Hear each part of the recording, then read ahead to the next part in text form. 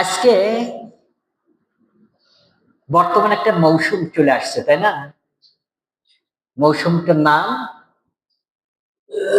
বিজয় দশমী, তাই না? দুর্গা পূজা।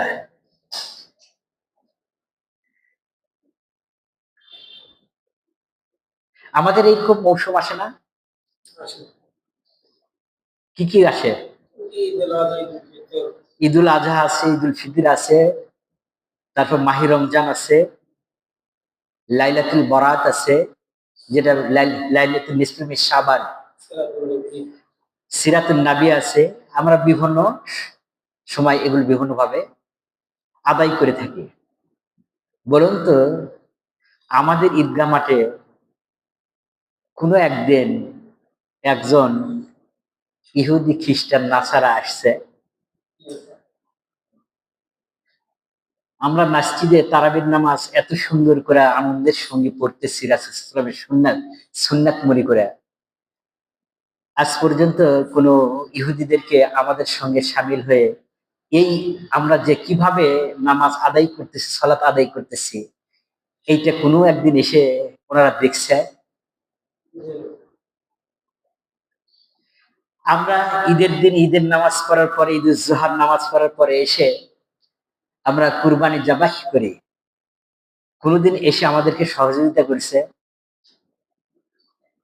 এইভাবে গরুকে ফালানো যাবে না, এইভাবে গরু ফালাবে, এইভাবে সুবিধা হবে, করছে ভাইয়া? কিন্তু আমরা কি করি? এই দিক দিয়ে বাঁশ দিয়ে ঘেরাও দাও, ওর কাছে যাওয়া হবে না, চায়নারা কি করবে, এটা করবে, পরামর্শ দাতা। বেশি মানুষ হয়েছে, সাইড দিয়ে যাতায়াত করে, মাঝখানে ফাঁকা রাখো। হিন্দুরা কেউ বলে না, মুসলমানরা যে এটি নেতাগিরি করতেছে। তার মানে আমার জীবন ব্যবস্থা, আমাদের যে ধর্মীয় ইসলামিক কৃষ্টি কালচার, এটা আমার পছন্দনীয় নয়। পছন্দনীয় কি? বিধর্মীদের।